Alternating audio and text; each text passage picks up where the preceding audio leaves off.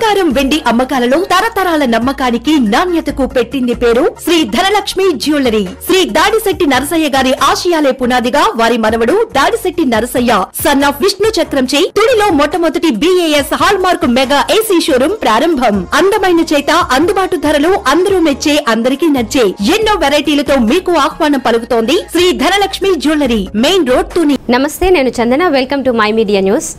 ప్రజల సమస్యల పరిష్కారానికి అధిక ప్రాధాన్యత ఇస్తూ ప్రజా దర్బార్ నిర్వహిస్తున్నట్లు ప్రభుత్వ విప్ తుని ఎమ్మెల్యే యనమల దివ్య స్పష్టం చేశారు.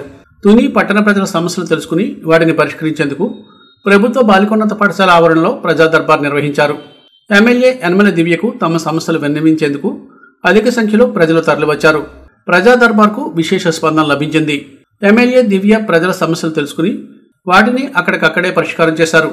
కొన్ని సమస్యలను అధికారుల దృష్టికి తీసుకువెళ్లి పరిష్కరించాలని ఆదేశాలు జారీ చేశారు. దీర్ఘకాలంగా నలుగుతున్న సమస్యలకు ప్రజా దర్బార్లో పరిష్కార మార్గం లభించడంతో ప్రజలు తమ సమస్యను ఎమ్మెల్యే దృష్టికి తీసుకువెళ్తున్నారు. ప్రతి ఒక్కరి సమస్యను ఎంతో ఓపికగా తెలుసుకుంటున్న ఎమ్మెల్యే దివ్య సమస్యల పరిష్కారానికి ప్రాధాన్యత ఇస్తున్నారు. ఈ సందర్భంగా జరిగిన సభలో ఎమ్మెల్యే యనమల దివ్య మాట్లాడుతూ ప్రజా సమస్యల పరిష్కార మార్గం చూపించే బాధ్యతతో ప్రజా దర్బార్ నిర్వహిస్తున్నామని చెప్పారు. 30 కోట్ల రూపాయల నిధులతో అభివృద్ధి పనులు చేపట్టామన్నారు. ఇప్పటికే 2 సార్లు నిర్వహించిన జాబ్ మేళా ద్వారా 2000 మందికి ఉద్యోగ కల్పన చేశామని, ఆగస్టు నెలలో మరో మెగా జాబ్ మేళా నిర్వహిస్తున్నామన్నారు. చదువు పూర్తి చేసిన ప్రతి యువతకు ఉద్యోగ అవకాశం కల్పించడమే తన లక్ష్యమని వెల్లడించారు.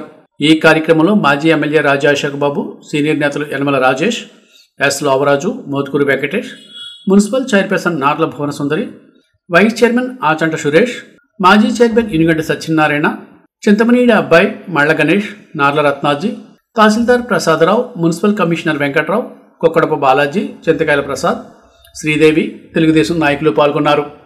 మన కూటమి ప్రభుత్వం ఆదేశాల మేరకు, అలాగే మన ముఖ్యమంత్రి గారి ఆదేశాల మేరకు మనం వాళ్ళ ప్రజా దర్బార్ నిర్వహించుకోవడం జరుగుతుంది. ప్రతి వారం ఎక్కడున్నా సరే ప్రతి వారం ప్రతి గ్రామానికి వెళ్ళి ప్రజా దర్బార్ నిర్వహించాలని ఆదేశాలు. అలాగే ఆ సందర్భంగానే వాళ్ళు తుని టౌన్కి వచ్చాము. మీ గ్రీవెన్సెస్ ఏవైతే పర్సనల్ గా తీసుకొని వీలైతే అక్కడికక్కడే పరిష్కరిస్తాము. లేదా కొంచెం రెవెన్యూ ఎవరు ఉంటే అధికారులని ఆదేశిస్తాము, వాళ్ళని చేయమని చెప్పి ఏదో ఒక సొల్యూషన్ అయితే ప్రొవైడ్ చేయమని చెప్తున్నాము. మీ సమస్యలు ముఖ్యంగా ప్రజా దర్బార్ పెట్టింది దేనికంటే మీ సమస్యలు డైరెక్ట్ గా నాయకుడికి వచ్చి చెప్పేటాడు.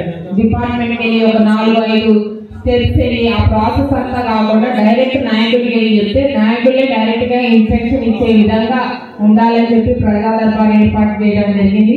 అలాగే మనకి ఏ సమస్య అయినా వస్తే ఒకళ్ళు ఇంటే బాగుండు అన్న ఫీలింగ్ మనకు వస్తుంది. ఆ విధంగా కూడా ఈ ప్రజా దర్బార్ మీ గ్రీవెన్స్ ఏదైతే ఉందో మీ నాయకుడికి ఇక్కడ రెడీగా ఉన్నాం. మీ గుమ్మానికి వచ్చాం మీ గ్రీవెన్స్ వినడానికి. వీలైతే తప్పకుండా అక్కడికక్కడే పరిష్కరిస్తాం మేమంతా కూడా.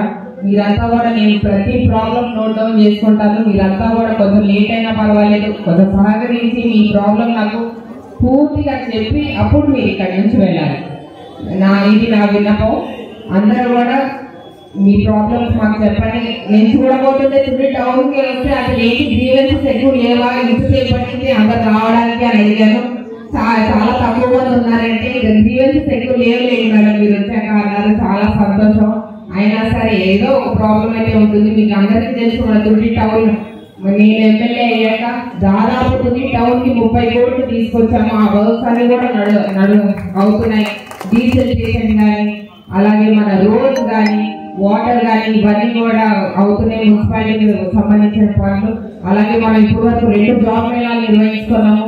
దాదాపు 2000 మందికి ఉద్యోగాలు కల్పించాం. మనం కూడా ఇప్పుడు మళ్ళీ ఇంకో జాబ్ మేళా నిర్వహిస్తాం, ఆగస్ట్ లో వస్తుంది.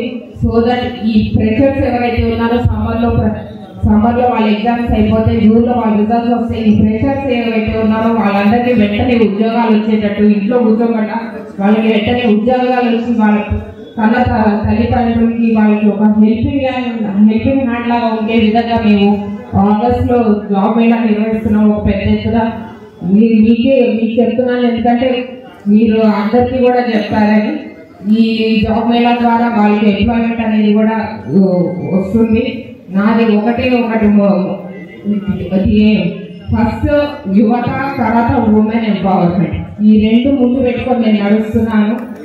కొత్త ఒక మోటో కూడా నేను ఒక మోటో మీద వెళ్తున్నాను. మేమంతా కూడా work is wealth, service is happiness అనే మోటోతో నేను వెళ్తున్నాను.